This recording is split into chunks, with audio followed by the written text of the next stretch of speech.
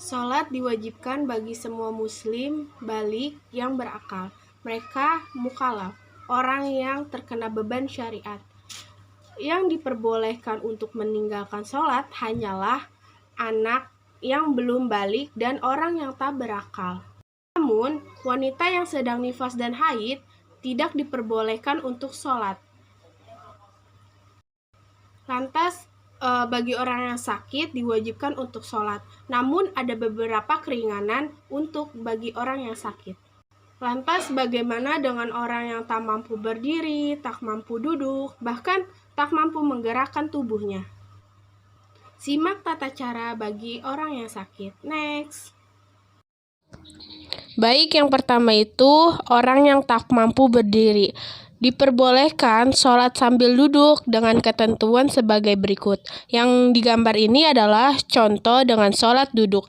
Jika tak memungkinkan, diperbolehkan duduk dengan cara apapun dengan mudah dilakukan. Menghadap ke kiblat. Namun, jika tidak memungkinkan, maka tidak mengapa. Nah, teman-teman, ini adalah salah satu contoh bagaimana cara sholat bagi yang sakit dengan duduk.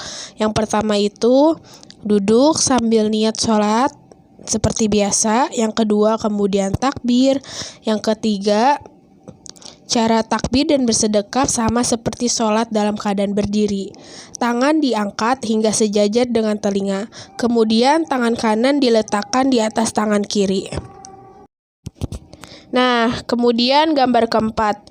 Cara rukunya yaitu membungkukkan badan sedikit. Ini merupakan bentuk ima, sebagaimana dalam hadis Jabir, lalu kedua telapak tangan di lutut. Kemudian gambar kelima itu bangun dari ruku. Kemudian gambar keenam itu cara sujudnya juga sama sebagaimana sujud biasa jika memungkinkan.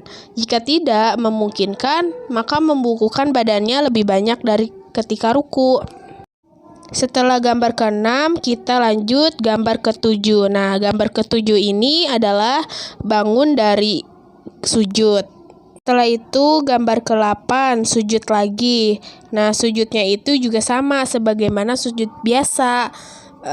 Jika memungkinkan. Jika tidak memungkinkan, maka membungkukkan badannya lebih banyak dari ketika ruku. Nah, setelah sujud di gambar 8 kita lanjut ke gambar 9, yaitu bersedekap. Tangan dilipat, tangan kanan di atas, tangan kiri di bawah. Sedekap sembari membaca Al-Fatihah dan surat pendek. Kemudian itu kita ulang lagi cara ruku dan cara sujud. Nah, kita lanjut ke gambar 10. Nah, di sini ada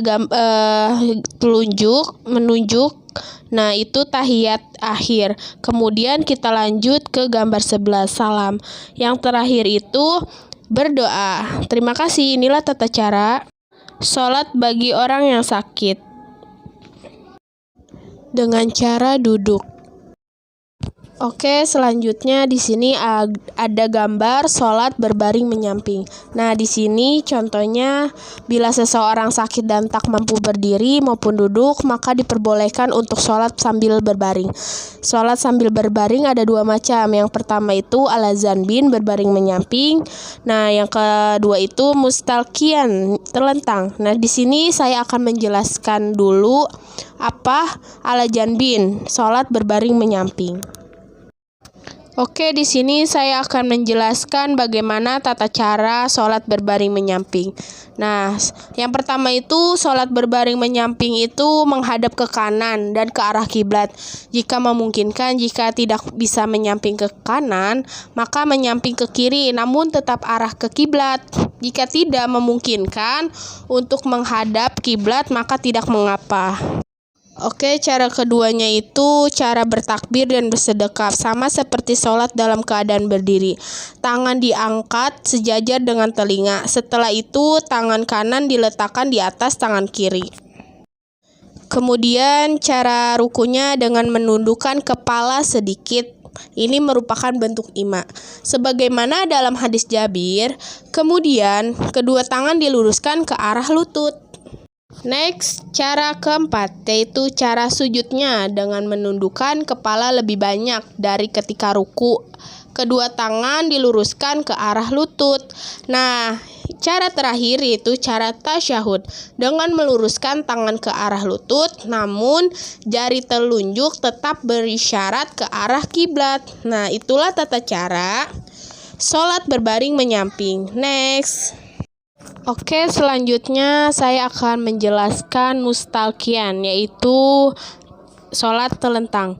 Bagaimana tata cara sholat telentang? Nah, yang pertama itu berbaring telentang dengan kaki menghadap kiblat. Yang utama, kepala diangkat sedikit dengan ganjalan seperti bantal atau apapun, sehingga wajah menghadap kiblat.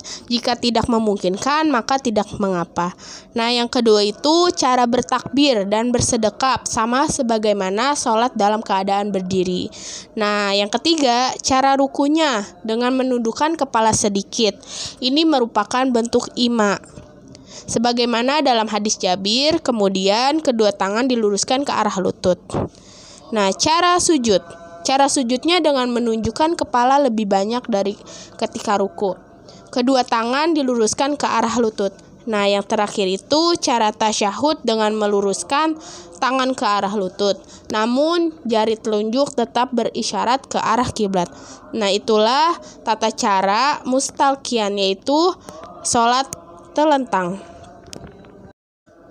Yang terakhir itu, jika tak mampu menggerakkan anggota tubuh, namun bisa menggerakkan mata, maka diperbolehkan untuk sholat dengan menggerakkan mata.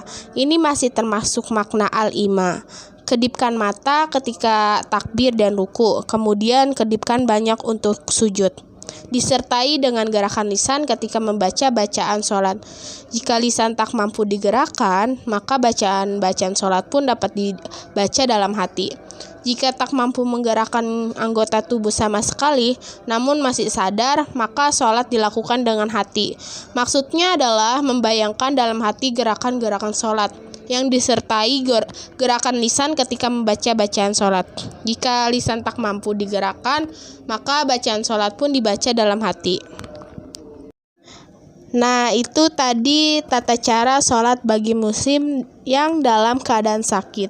Dalam kondisi apapun, kita wajib melakukan sholat. Nah, jangan sampai meninggalkan sholat ya teman-teman. Thank you, sampai ketemu video selanjutnya.